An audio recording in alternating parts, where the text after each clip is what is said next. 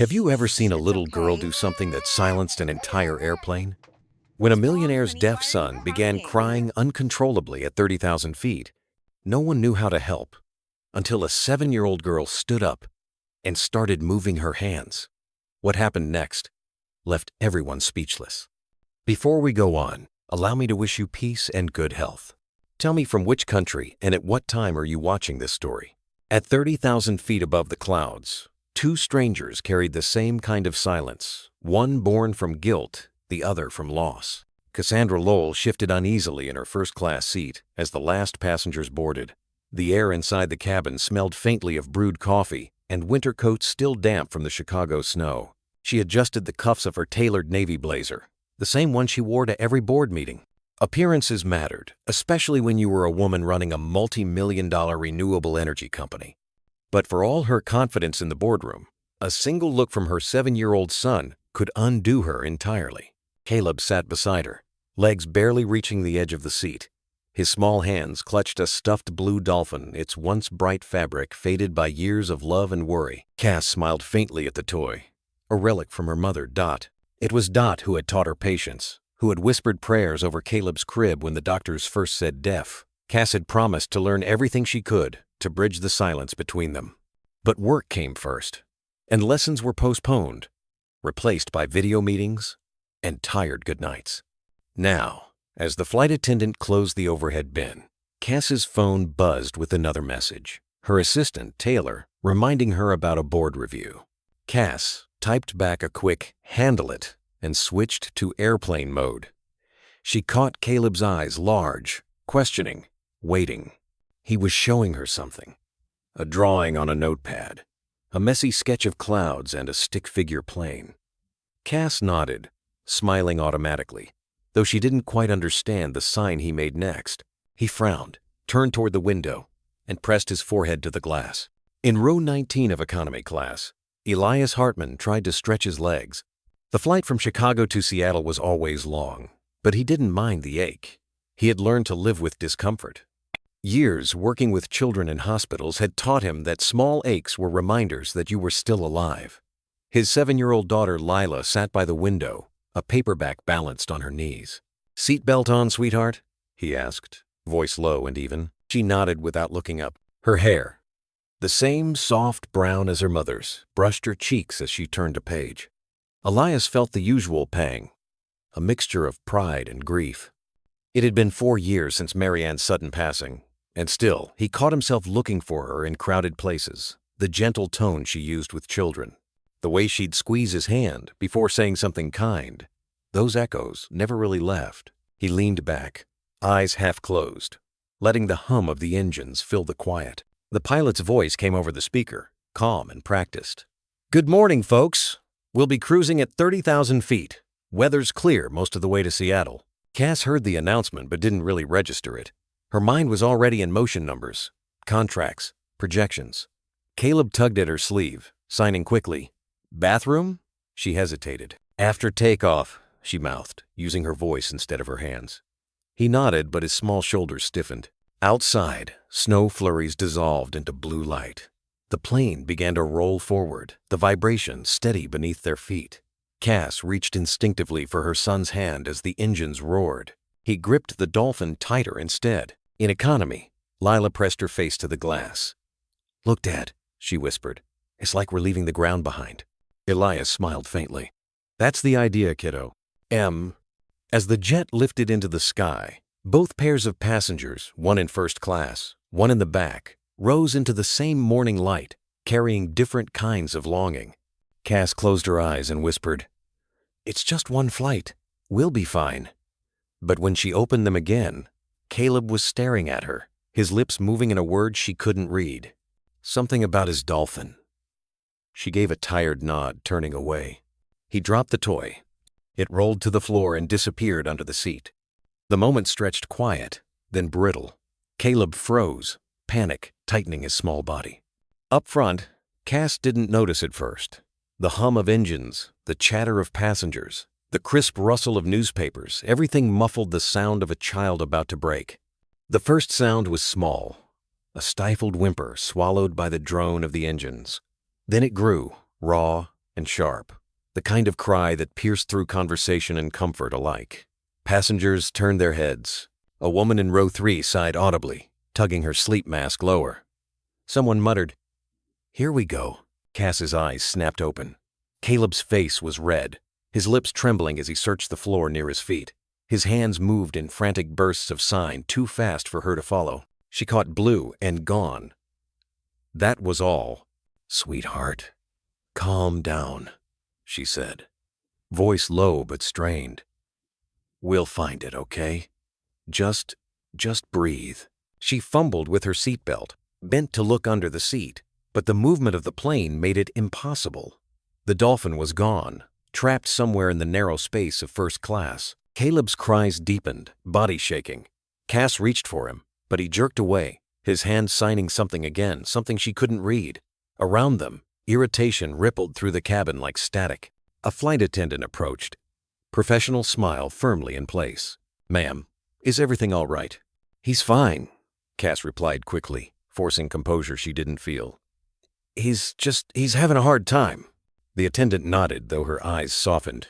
"We'll do what we can. Maybe he'd like a snack?" Cass wanted to say no, that snacks wouldn't fix what was broken between them, but she just nodded. Her throat was too tight to speak. She felt every gaze on her judgment, pity, discomfort. In economy class, Elias stirred from a half-sleep. That cry, it wasn't the fussy wail of a tired child. It was sharper, full of fear. His mind clicked into old instincts. Years as a pediatric occupational therapist had trained him to hear the difference. Beside him, Lila's small hands had gone still on her book. She tilted her head, listening. "Dad?" He nodded slowly. "Yeah, that's distress." The crying continued, broken only by hiccuped gasps. Elias frowned. Whoever that child was, they needed more than soothing. But before he could decide what to do, Lila unbuckled her seatbelt. "Wait, Lila," he hissed, reaching for her arm, but she slipped away, moving down the aisle with determined steps. Her sneakers made soft thuds on the carpet as she navigated past trays and elbows. "Sweetheart, come back," he called under his breath, apologizing to passengers as he followed.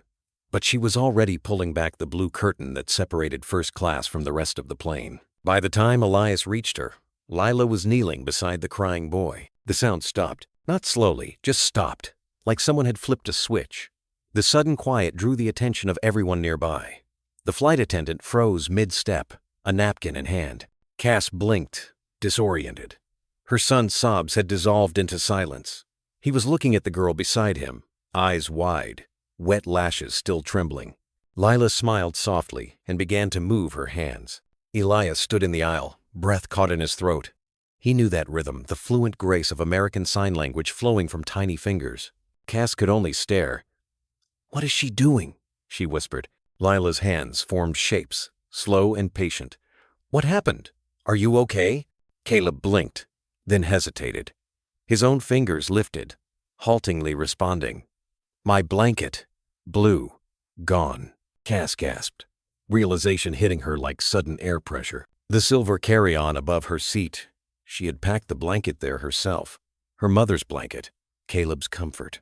"Oh, God," she breathed, reaching up. Her hands shook as she unlatched the compartment. Elias, taller, stepped forward silently and pulled it down for her. Inside lay the knitted blue blanket, folded neatly between travel papers. Cass's heart lurched. She pressed it into Caleb's hands. He clutched it to his chest, burying his face into the soft weave, inhaling deeply. The change was instant. His shoulders loosened. His breathing slowed. Lila signed again. "Better?" Caleb looked up, smiled through damp cheeks, and signed, "Thank you." Cass sank back into her seat, tears threatening. Around her, passengers turned away, relief settling over the cabin. But she barely noticed. Elias knelt beside her, his voice quiet. "She's signing with him," he said. Cass nodded. Unable to speak, she watched Lila's small hands move gracefully, the boy's eyes following every motion. It was communication without words, connection without sound. For the first time in years, Cass felt the ache of everything she'd missed, every bedtime story left untold, every silent plea she hadn't understood. She swallowed hard, her hand trembling as she brushed Caleb's hair. He turned toward her, eyes calm now, his blanket secure in his lap. "I'm sorry," she whispered, though she wasn't sure if he could read her lips. He smiled faintly, signing something small, something she almost recognized. Love. Her throat tightened. Across the aisle, Elias met her gaze. His eyes held a quiet empathy, the kind born from people who had once lost everything and learned to begin again. Outside the window, sunlight broke through the clouds, spilling gold over the horizon. The engines hummed steadily as the plane climbed higher. Cass let out a shaky breath and looked toward the little girl, who had silenced an airplane not with authority, but with understanding. Somewhere between the clouds and the silence, the first crack in Cass's composure began with her son's first cry, and now, with the sound of a child's kindness echoing softly through the cabin. The quiet after the storm was almost unreal. Passengers had returned to their seats, pretending to read or sleep, yet the air still held a charge like a sky that hadn't decided whether to clear or thunder again. Cass sat frozen, her fingers tangled in the edge of Caleb's blanket. She could feel her pulse echoing in her wrists. Across the aisle, the little girl Lila, someone had called her, was now chatting softly with a flight attendant who seemed half in awe. She signed to him, the woman whispered to her colleague, and he just stopped crying. Cass wanted to say thank you, to say anything, but the words stuck. Pride and shame wrestled quietly inside her chest. How could a stranger's child reach her son in a way she never could? Caleb, still holding his dolphin, leaned into his blanket, small eyes fluttering. Exhaustion had replaced panic. He traced his fingers over the knit pattern his grandmother had made, one loop at a time, as if he could read her love in the stitches. Cass brushed a hand over his hair. "It's okay now," she murmured, though she knew it was more for herself than for him. She looked up, and that's when she saw him. The man from the back, tall and a little rumpled, crouched in the aisle a few seats away. His voice was low, calm, the kind that softened edges instead of cutting through them. "You did great, Lila," he said, smiling at his daughter. "You really helped him." Lila turned toward him, her face lighting up. "He just needed someone to listen with their eyes, Daddy." Cass's breath caught. Listen with their eyes. She let the phrase settle into her heart, heavy and warm. The man, Elias, she'd soon learn, looked toward Cass, an apology forming on his lips. "I'm sorry if she overstepped. She recognized the signs of distress. She's been around kids who—" Cass shook her head quickly. "No, please, don't apologize." Her voice trembled despite her attempt at control. "She helped him. She helped me." Elias nodded, relief softening his face. "He's deaf?" Cass nodded again, her throat tightening. "Since birth. I've been trying to learn sign language, but it's harder when life doesn't slow down." He gave a small, understanding smile. "Life rarely does." For a moment, they simply looked at each other, two adults caught between gratitude and the quiet ache of recognition. The flight attendant approached again, more relaxed now. "Sir, ma'am, if you'd like, the young lady can stay here a while. We have an empty seat across the aisle." Cass blinked. "Really?" The woman smiled. "It's been a long flight already, and frankly, I think everyone's grateful for the peace your kids brought." Elias glanced at Lila, who was already nodding eagerly. "If that's all right with you," he said gently. Cass hesitated, then looked at Caleb. He had lifted his head, watching Lila expectantly. His small hands moved, asking something Cass couldn't catch but Lila could. She answered with a grin and a few quick signs. Cass exhaled, the tension leaving her shoulders. "Yes," she said. "Please, if she doesn't mind." The two children settled into their side-by-side seats, their fingers dancing in the air like a secret symphony. They spoke silently, giggling, their faces alive with understanding. Cass couldn't stop watching them. She hadn't seen Caleb so engaged, so alive, in months. His little hand shaped words she didn't know. His laughter, silent, but full. Elias leaned against the seat across from her. "They've made their own world, haven't they?" Cass smiled faintly. "Yes, and they don't need permission to belong there." For a long moment, neither of them spoke. The hum of the engines filled the space between sentences. Outside, clouds drifted like pale islands against the blue. Elias finally said, "You're doing fine, you know. Being here, trying that matters." Ugh. Cass looked down at her hands. The gold ring on her finger caught the light, a quiet reminder of promises that used to mean something. Trying doesn't always feel like enough, she whispered.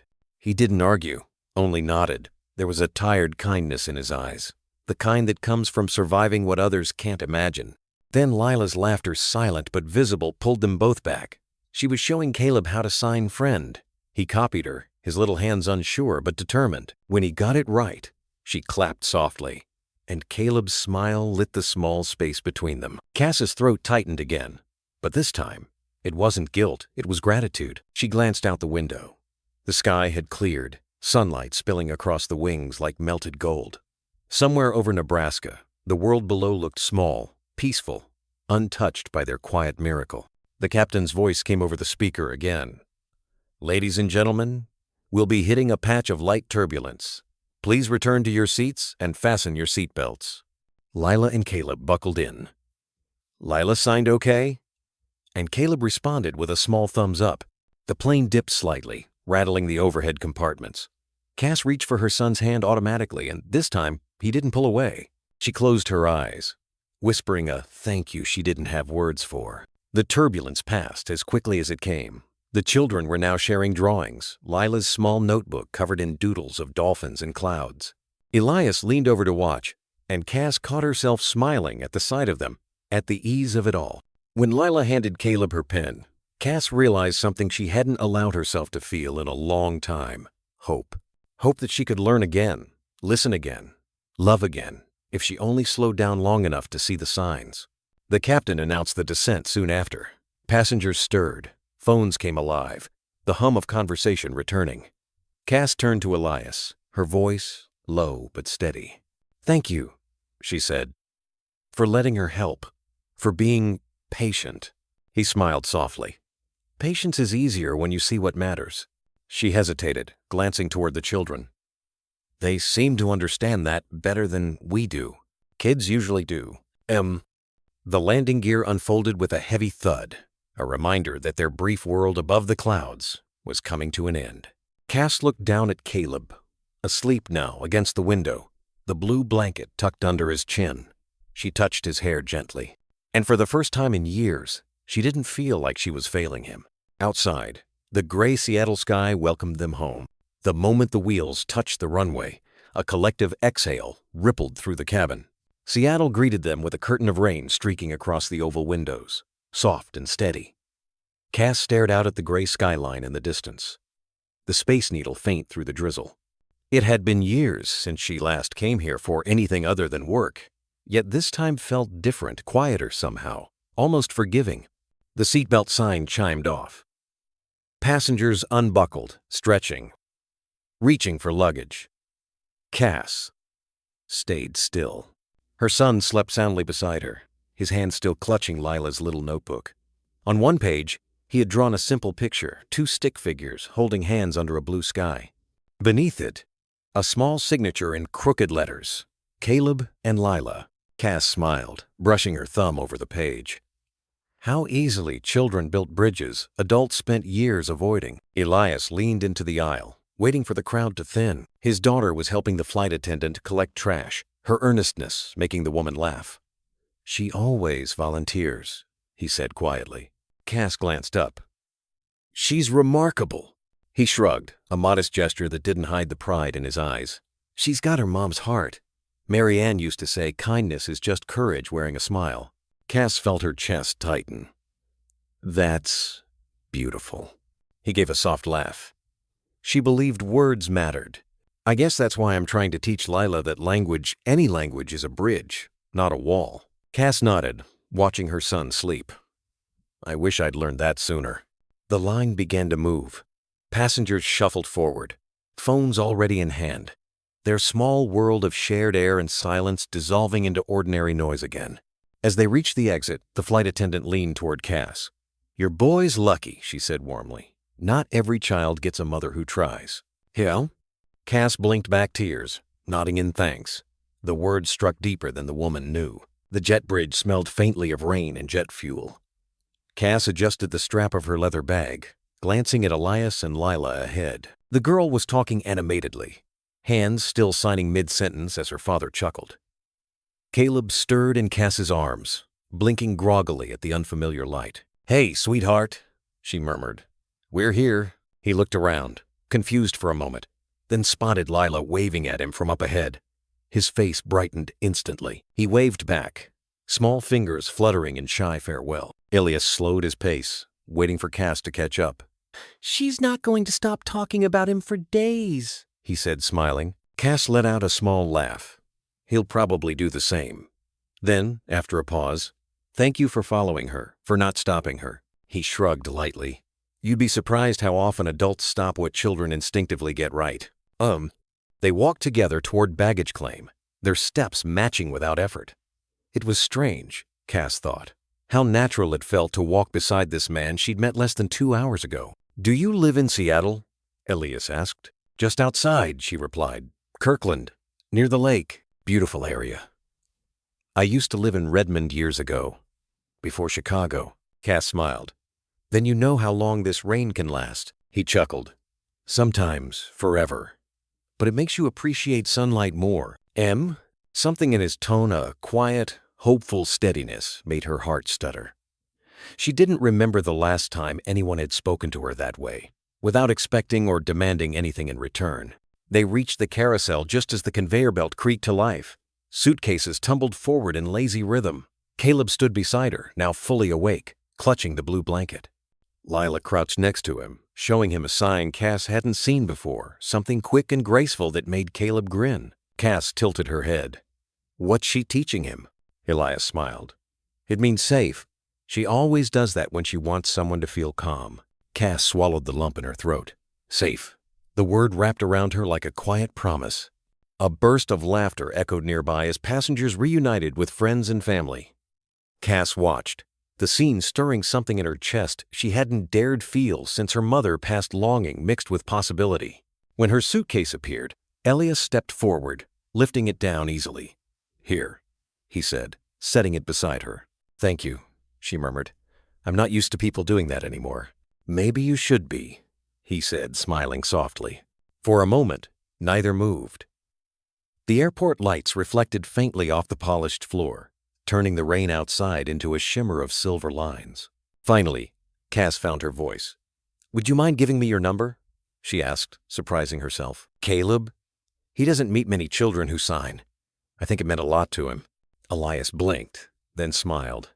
"I'd like that. Lila would, too." He pulled a business card from his wallet, Children's Hospital of Chicago, Pediatric Therapy Department, and wrote a number on the back, just in case you ever need a hand. Or a sign. Cass accepted it carefully, the way one might hold something fragile and new. "Thank you, Elias. Safe travels, Cass." And they lingered one beat longer than polite conversation required, then parted ways, each walking into the drizzle of the Pacific Northwest, both unaware that this chance encounter was only the beginning. Outside, the sky was a pale wash of silver and blue. Cass lifted her face toward the rain, feeling the cool drops slide down her cheeks like tears she no longer feared. In her mind, she heard Lila's words again, soft as a prayer. "He just needed someone to listen with their eyes." Oh. And for the first time, Cass decided she would. The rain hadn't stopped for 3 straight days. It came in soft sheets that turned the streets of Kirkland silver, the kind of drizzle that blurred reflections and hushed the town into stillness. Cass watched it fall from her kitchen window, one hand wrapped around a mug of untouched coffee. Her house, modern, quiet, full of glass and order, felt more like a showroom than a home. The kind of place where everything was in its place, yet something vital was missing. She'd built it that way, maybe without meaning to, filling the silence with success, with the hum of appliances and the glow of digital calendars. Upstairs, Caleb's laughter, soft but unmistakable, cut through the monotony. Cass smiled, despite herself. He was in his room, face illuminated by his tablet screen. Since the flight, he had watched the same video over and over, a clip of a young woman signing stories about animals. Cass had caught him trying to copy the gestures, his small hands moving clumsily, but with a kind of joy she hadn't seen before. She turned back to her coffee. "Listen with your eyes," the girl had said. Cass had thought about that sentence every night since the flight. It replayed in her head when she lay awake, staring at the ceiling, wondering if love was something you learned or something you simply stopped forgetting. A faint buzz broke her thoughts. Her phone lit up an unknown number. "Hello?" she answered cautiously. "Hi, this is Elias Hartman." His voice was calm, familiar, wrapped in that same quiet steadiness she remembered. "I hope I'm not calling too early." Cass blinked, caught off guard but smiling. "Not at all. We're up." "Rain wakes everyone around here." He chuckled softly. "That's true. I just wanted to say thank you again for letting Lila spend time with Caleb on the flight. She hasn't stopped talking about him." "Same here," Cass said. "He's been trying to copy her signs all week. I think she made quite an impression." "I'm glad," Elias replied. "Actually, I'm calling for something else. There's a weekend community class in Bellevue, introductory sign language for parents and children. Lila and I are volunteering there. I thought maybe you and Caleb might like to come." Cass hesitated, her instinctive response forming, "I'm busy. I have meetings." But something in his tone, simple, unassuming, hopeful, disarmed her. "That sounds wonderful," she said finally. "When is it?" "Saturday morning, 9 o'clock. It's at the Lakeside Community Center." "I'll be there," she said before she could second guess it. "Good," he said, warmth in his voice. "Lila will be thrilled." When she hung up, Cass realized she was smiling. It wasn't the polite corporate smile she'd perfected. It was the small, genuine kind that started somewhere in the chest. Saturday arrived with a rare burst of sunlight. The rain had pulled back, leaving the world scrubbed clean. Cass drove with the windows slightly cracked, letting the damp air drift through. Caleb sat in the back seat, watching raindrops chase one another along the glass. His dolphin toy rested in his lap. When they arrived, the community center was alive with families. Parents knelt beside their children, laughing as they tried to mimic the instructor's hand movements. Lila spotted them first, waving enthusiastically from the front row. "Caleb!" she signed, her movements broad and clear. Caleb's face lit up. He signed something back, simple, shaky, but she understood, and that was all that mattered. Elias stood nearby, coffee in hand. When Cass approached, he smiled. "You made it." "I said I would," she replied, slightly breathless. "You volunteer here?" "Every few weekends. It started as therapy outreach, but now it's more like community building. Everyone needs someone to understand them." Cass nodded. "That's a beautiful idea." He looked at her thoughtfully. "You know, most people don't realize how much communication isn't about sound. It's about intention." Cass tilted her head. "Intention?" "Yeah," he said, glancing toward the children. "You can say the same words to someone 100 times and never be heard. But when you really mean it, when your heart's in it, they'll know, even without words." Cass followed his gaze. Caleb and Lila were now practicing the sign for thank you, their movements small but synchronized. The instructor, a cheerful woman with kind eyes, encouraged them with exaggerated expressions, making even the shy kids laugh. Watching them, something inside Cass shifted. She realized that learning this language wasn't just for Caleb, it was a way back to him, a way to say everything she'd left unsaid. Elias handed her a spare workbook. "You'll need this. They move fast." Cass took it, their fingers brushing lightly. The contact was brief, accidental, but it left warmth behind. She flipped the book open, her eyes catching the first word, connection. Half an hour into the class, Cass found herself laughing, actually laughing when her attempt at signing cookies somehow turned into cry. The instructor chuckled, correcting her hand shape with patient humor. Caleb giggled silently beside her, covering his mouth, and for once, Cass didn't feel embarrassed. She felt human. Across the room, Elias watched her with quiet admiration. He hadn't expected her to come, much less to stay. But seeing her now hair loose, smiling, eyes bright, he realized how rare it was to witness someone rediscover warmth after living in frost for too long. When class ended, the children were given small name tags decorated with stickers. Lila proudly helped Caleb spell his in block letters. Caleb L. Cass took a photo of them, two little faces shining in the late morning light, their fingers mid-sign. As they packed up, Elias approached. "We usually grab lunch after class. There's a small diner near the lake, the one with the neon sign that never works. You two should come." Cass smiled, considering. The idea of sitting in a diner on a sunny Saturday, sharing milkshakes and simple conversation, it sounded like something from another life. "All right," she said finally. "Lead the way." The diner sat near the edge of Lake Washington, tucked between a hardware store and an antique shop. Its neon sign buzzed faintly, half-lit, spelling Sonny's Diner, even though the U never quite worked. Inside, the smell of coffee and frying bacon wrapped around them like a familiar blanket. The bell above the door jingled as they entered, and the waitress' gray hair pulled into a bun, name tag reading Ruth, looked up from the counter with a grin. "Well, if it isn't my Saturday crowd," she said. "Your usual Elias?" He nodded, smiling. "You know me too well, Ruth." And what about the lady and the little one?" Cass hesitated, glancing at the menu, though the smell of pancakes already made her smile. "2 hot chocolates," she said, "and maybe waffles for him." "Good choice, sweetheart," Ruth said warmly. "You're in good hands here." She winked at Caleb before shuffling off toward the kitchen. Cass slid into the booth across from Elias, the vinyl squeaking beneath her coat. The rain clouds had started to drift again, leaving sunlight that spilled through the window and painted the table gold. Caleb and Lila sat side by side, drawing on paper placemats with crayons Ruth had dropped off. Their hands moved constantly, signing, drawing, laughing. Cass watched them for a moment, then turned back to Elias. "You come here often?" "Every week," he said, stirring his coffee. "It's kind of a ritual. Marianne and I used to come here on weekends before Lila was born. Ruth still makes her blueberry pie the same way." Cass smiled softly. "You still order it?" He nodded. "Every time. Not because I'm stuck in the past, more because it reminds me that good things can last if you let them." Cass looked down at her mug. The hot chocolate steamed gently, a small swirl of foam forming at the top. "I envy that," she admitted. "The ability to keep something good without letting it hurt."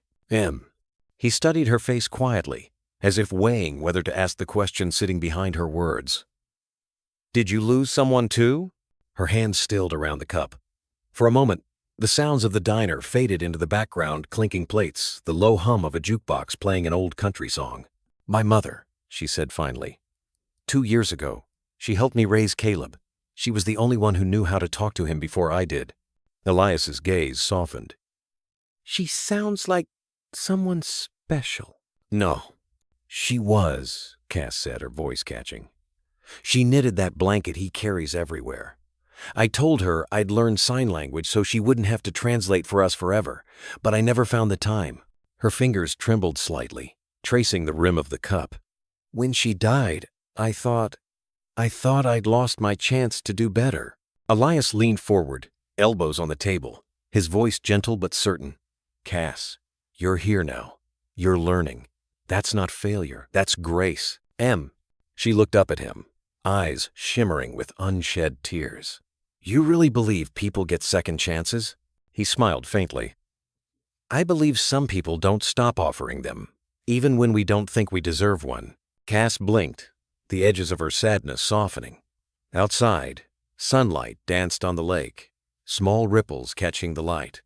It felt like the world was breathing again. Lila's laughter pulled them back. She was showing Caleb how to sign pancake, both hands flipping in the air like spatulas. Caleb copied her perfectly and then burst into silent laughter, clapping once. Ruth arrived just then with their plates, shaking her head with amusement. "Well, look at that," she said, setting down the waffles and Elias's usual scrambled eggs. "They're happier than anyone else in this room, and they haven't said a word." Cass smiled. "They don't need to." Ruth chuckled. "Maybe the rest of us should try that sometime."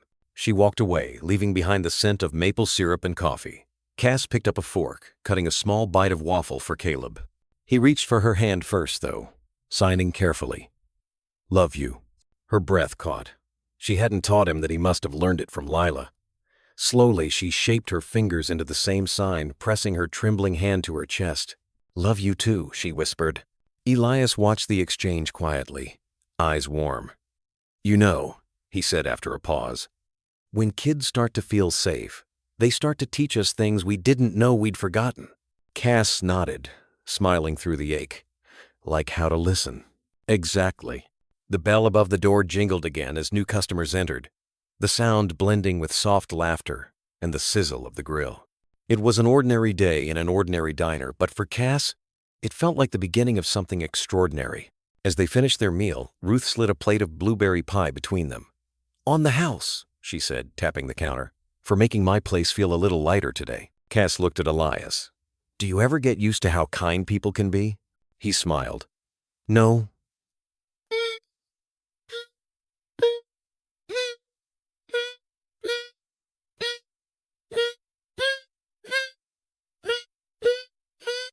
Outside, the lake shimmered under the Sunday. Cass stepped out with Caleb's hand in hers.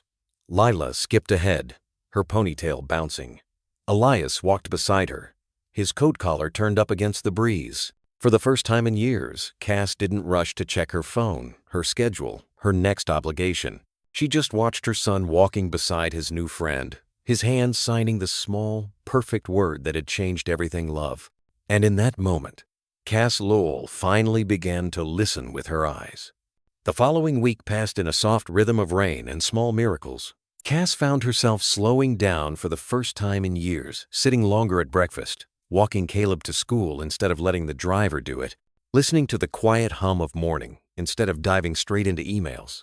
But still, the past lingered like a shadow she couldn't quite shake. One evening, she stood in the hallway outside Caleb's room, watching him through the half-open door. He was sitting cross-legged on the floor, the dolphin plush at his side, copying words from a children's ASL book Elias had lent her. His little fingers traced the signs with slow, careful precision. Friend, thank you, safe. Her chest ached with pride and regret in equal measure. She entered quietly and sat down beside him. "You're getting so good at that," she said softly, hoping he could read her lips. Caleb looked up and grinned, then signed something small and deliberate. Cass frowned slightly, trying to remember. She reached for the guidebook, flipping through until she found it. The word was proud. Her breath caught. He was saying he was proud of her. She smiled, her throat tightening. "Thank you," she whispered, trying the sign back. Her fingers trembled, but he understood. His grin widened. For the first time in a long time, Cass felt something shift inside her. A small piece of forgiveness unfolding where guilt had lived for years. The next morning, sunlight streamed through the kitchen blinds, turning the granite counters pale gold. Cass poured 2 bowls of cereal, humming softly to herself. When she turned, Caleb was already at the table, tapping his fingers in a rhythmic pattern, a signal he used when he wanted her attention. She smiled, sitting down across from him. "What's that, sweetheart?" He held up his notepad.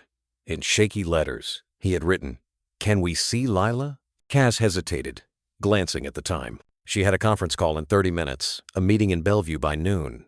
The old Cass would have said, maybe next week. But now, the thought of disappointing him felt unbearable. She reached for her phone and texted Elias. "Cass, morning. Caleb's asking about Lila. Any chance you two are free today?" The reply came within minutes. "Elias, you read my mind.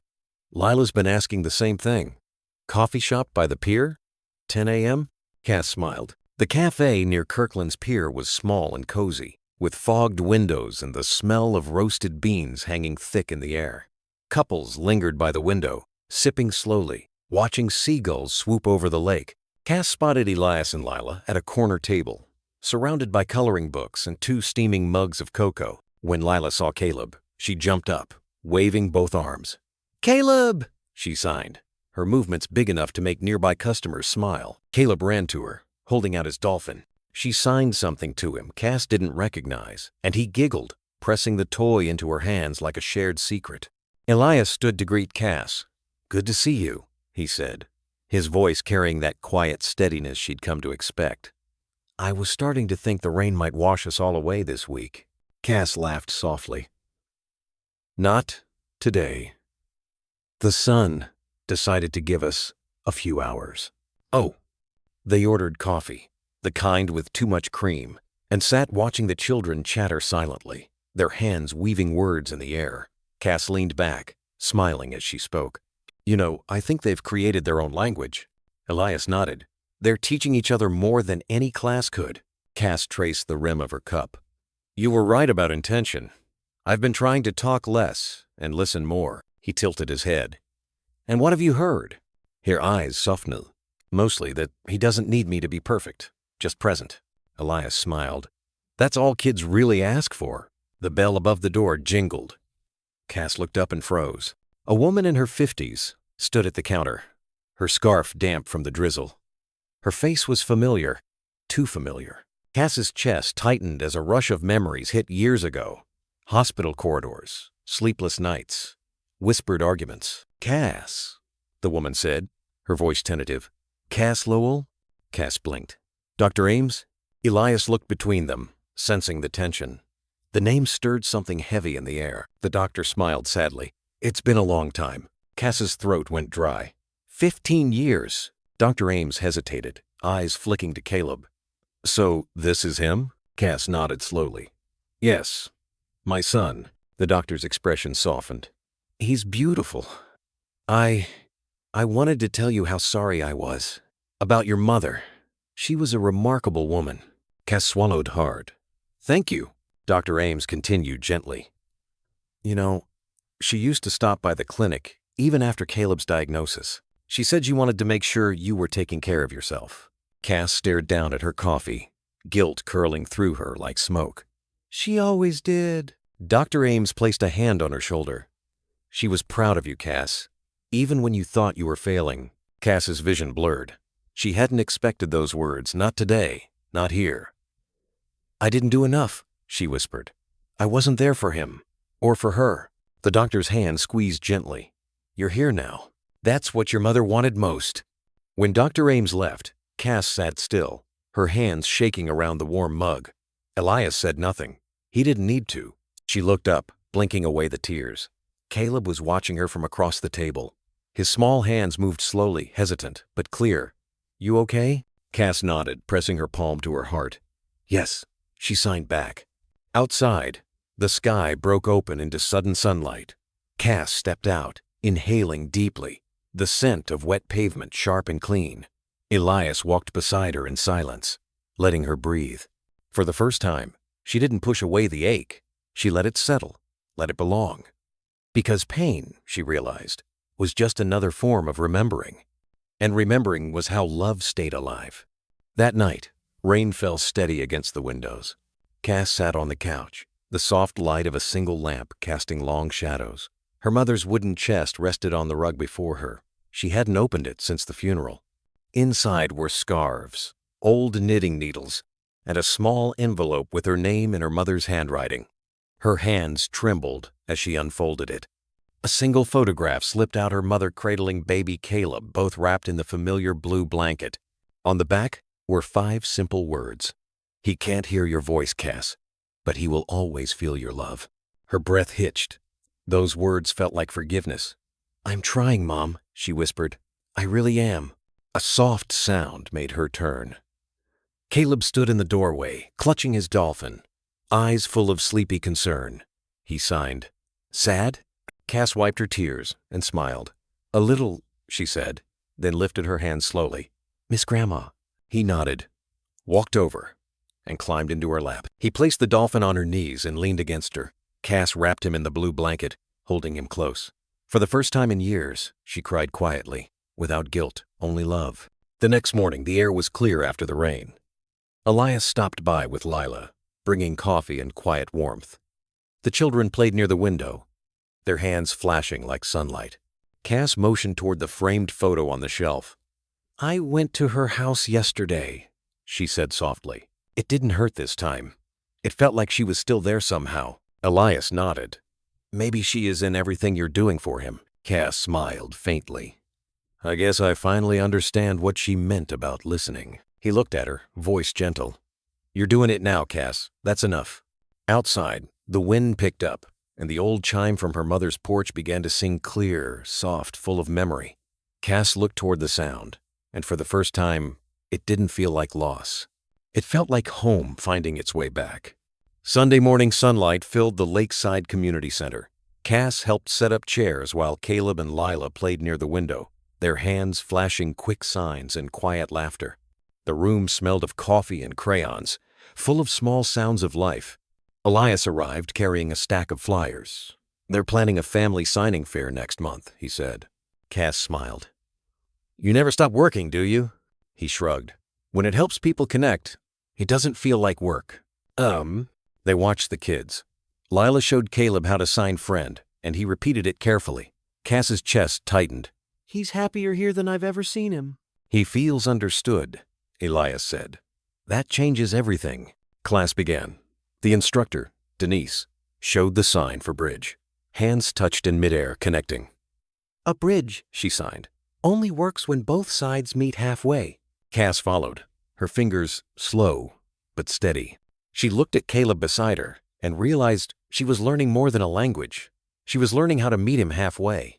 After class, the four of them walked by the lake. The air smelled like pine and sunlight. Caleb ran ahead, holding Lila's hand. "They make it look easy," Cass said softly. Elias smiled. "Kids usually do. They don't worry about who crosses first. They just build." Cass looked at him. "Maybe that's what we're all supposed to do." He nodded. "Build and keep listening. Emsis?" She smiled, watching Caleb turn and sign a single-word family. Her throat tightened. She signed it back, her movements small but sure. "Family," she whispered. The word hung in the air, simple and whole. The next day, the sky was clear, soft light spilling across the lake. Cass and Elias met at the diner near the pier, the same one where everything had begun to feel possible. The bell over the door chimed as they entered. Caleb and Lila slid into a booth, coloring on napkins while Cass and Elias waited for coffee. Cass smiled. "They're inseparable now." Elias nodded. "Lila told me Caleb's the first person who listens without interrupting. She says that makes him her best friend." Cass's eyes softened. He's never had that before. They sat in comfortable silence for a moment. The smell of bacon and fresh coffee filled the air.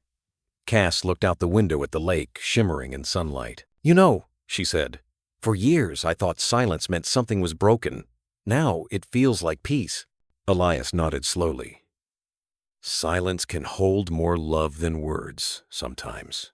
Cass turned back to him. "You really believe that?" He met her eyes. "I see it every day in the way you look at your son." Her cheeks warmed. She looked down, tracing a ring of condensation on her cup. "You make things sound easy." "They're not," he said gently. "But they can be simple." "Ugh." Caleb laughed, then pure, bright, free. He held up his drawing of two stick figures standing on a bridge. Lila had drawn the same thing beside him. Cass leaned closer, her voice soft. "I think they're trying to tell us something." Elias smiled. "Maybe we're finally learning to listen." Outside, the afternoon wind rippled the lake. Cass watched Caleb's reflection shimmer beside hers in the glass and thought of her mother's note, the one that had said, "Learn his language and you'll never lose him." She reached across the table, her hand brushing Elias's for the briefest moment. "Thank you," she said quietly. He smiled. "For what?" "For helping me build the bridge." Early spring sunlight stretched across Kirkland, soft and golden. Cass parked outside the community center, a folder of papers clutched in her hands. Her heartbeat quickened, not from nerves exactly, but from purpose. Today was the first meeting about the new outreach project for deaf children, something she and Elias had been planning for weeks. Inside, the smell of fresh paint and paper greeted her. Volunteers arranged folding chairs while a banner hung crookedly on the wall. Bridges Foundation opening doors, through understanding. Elias looked up as she entered, sleeves rolled, hair a little messy. "You're early," he said, smiling. Cass held up the folder. "Old habits. I like being prepared." "You're doing great," he said simply, and for some reason that steadied her more than any pep talk could. They worked side by side, sorting sign language kits, flyers, and small donation boxes. Cass caught herself watching the way he moved, calm, deliberate, certain. The same steadiness that had once calmed a terrified boy on a plane now grounded her too. When the first parents arrived, Cass greeted them with a smile. Some were nervous, others shy, all of them carrying that quiet weight of wanting to help their children feel seen. She recognized the look she had worn it once herself. A young mother approached with a boy about 6. "He's shy," she said, "and sometimes people think he's rude because he doesn't answer." Cass knelt down to the boy's level, her voice gentle. "Hi, I'm Cass." Then she signed hello with slow, careful movements. The boy's eyes widened, then softened. He signed back. The mother blinked, surprised. "You signed?" "Still learning," Cass said with a smile. "But I'm getting better." Elias watched from across the room, pride flickering in his eyes. Later, when the crowd thinned, Cass stood by the window, exhaling. "That was more emotional than I expected." Elias nodded. "Because you know exactly what they're feeling." "I remember those days," she said quietly. "The confusion, the guilt, the way people stared." He set his coffee down, his voice low. You turned that pain into something that helps others. That's rare, Cass. She looked out at the children signing together near the corner. I just don't want anyone else to feel alone like we did. He smiled. Then you've already succeeded. For a moment, neither spoke. The late sunlight poured through the windows, casting their shadows side by side on the floor, hers tall and sharp, his steady and grounded. Cass broke the silence first. What if it actually works, Elias?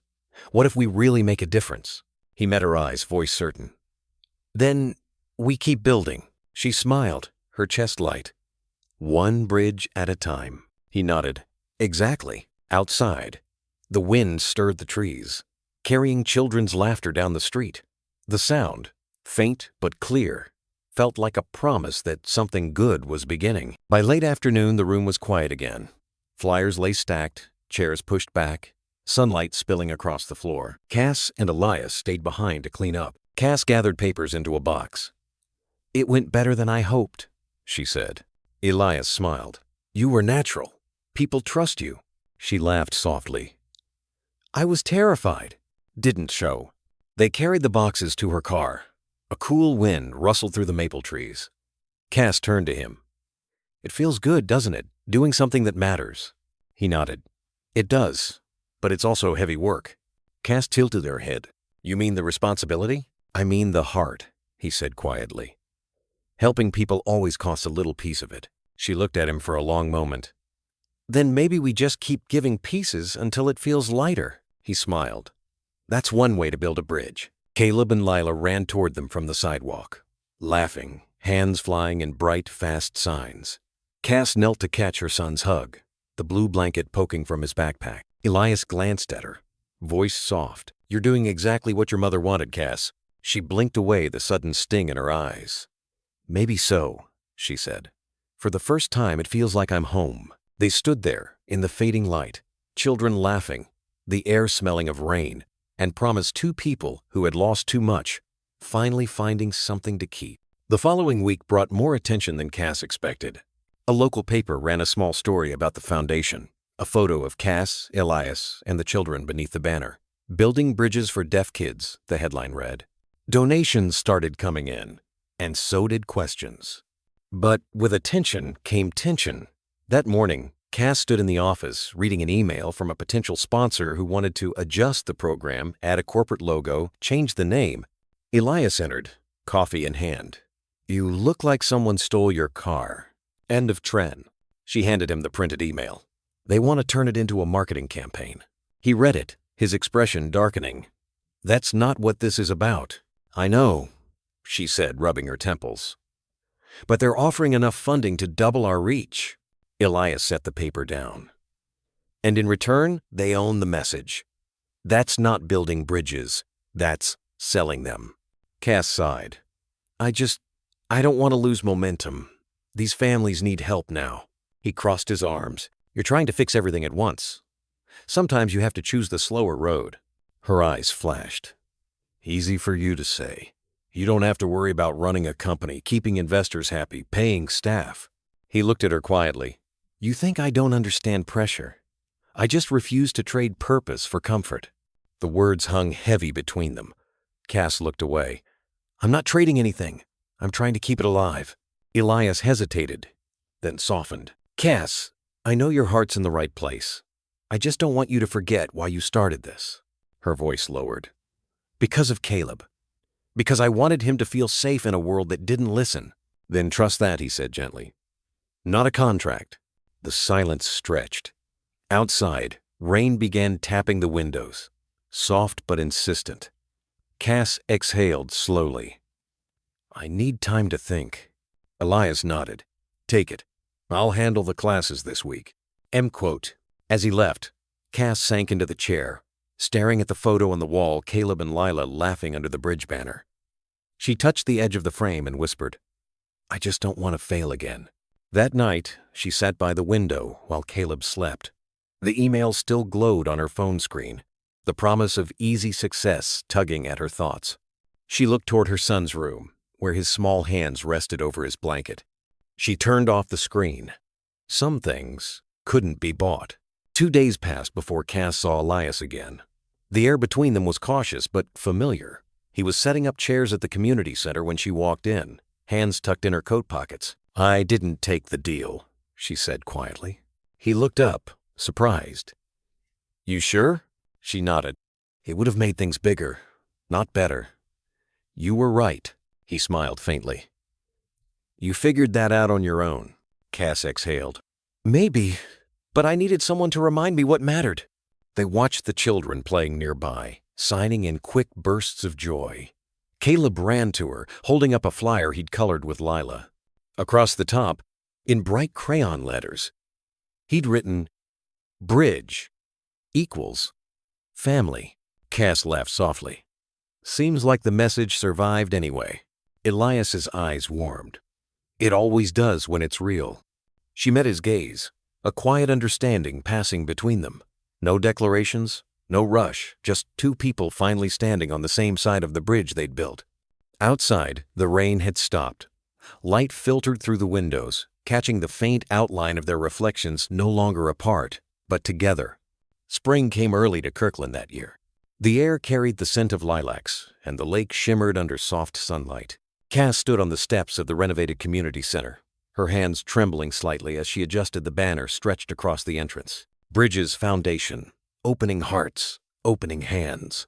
The morning breeze lifted the edges of the sign, and she smiled. Months of work, late nights, and uncertainty had led to this moment. A dream that started on a plane at 30,000 feet now stood here in the open air. Inside, volunteers hurried about with cheerful chaos, arranging chairs, setting out refreshments, testing microphones.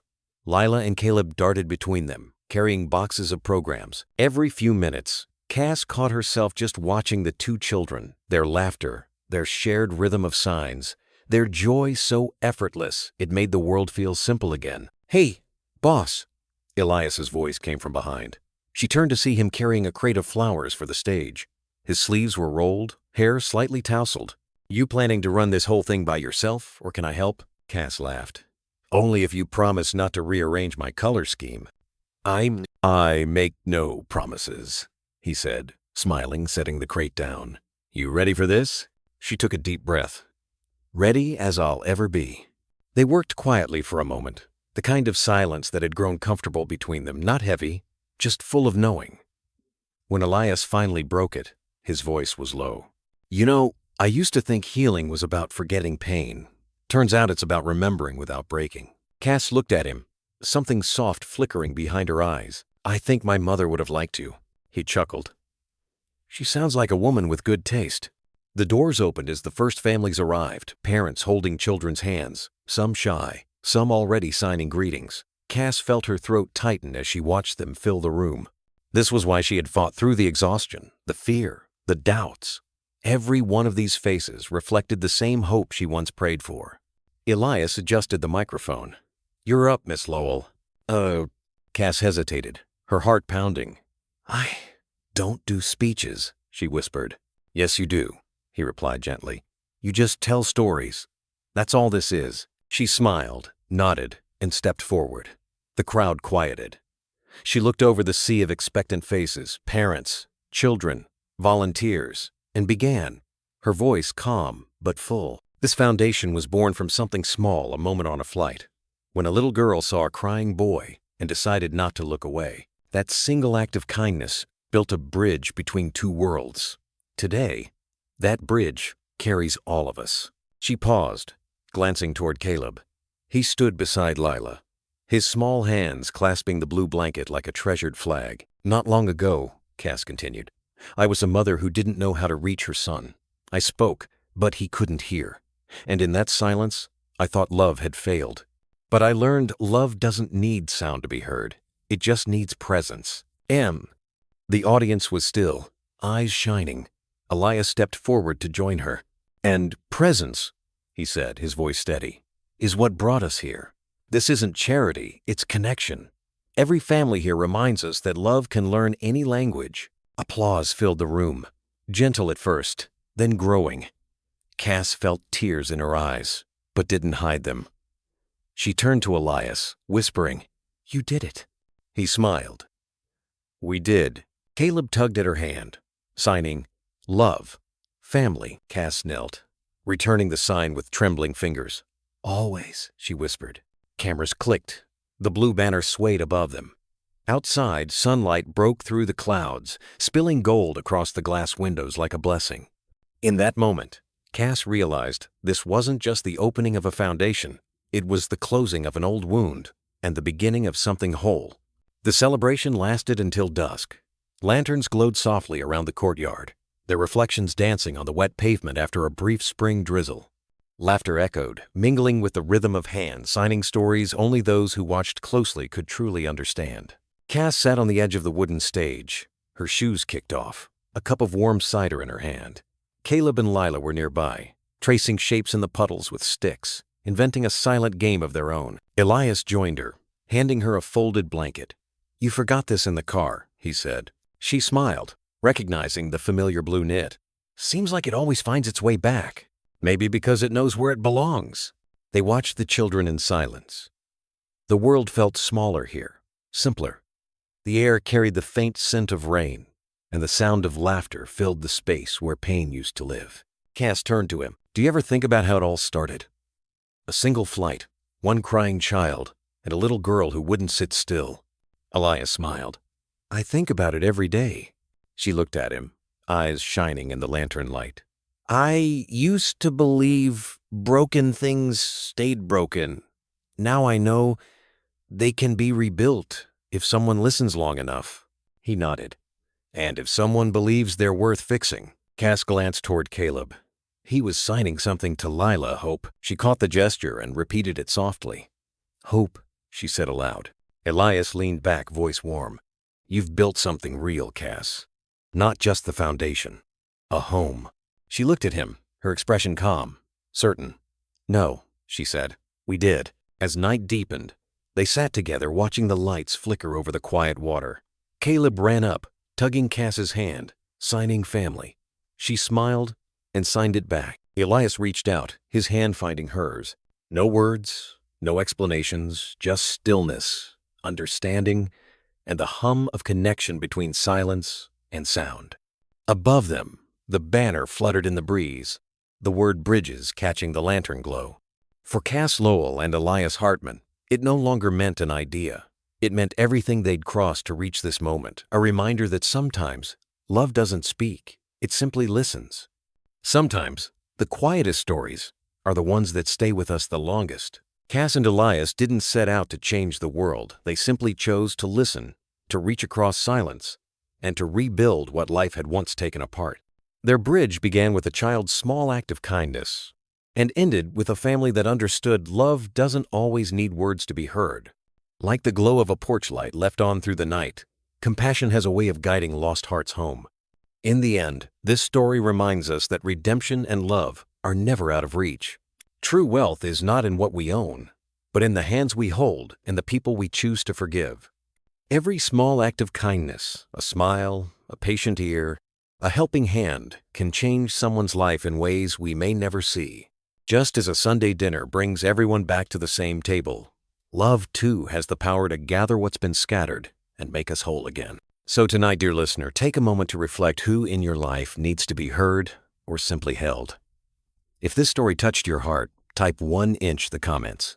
If you think it could be told better, press 0 and share your thoughts.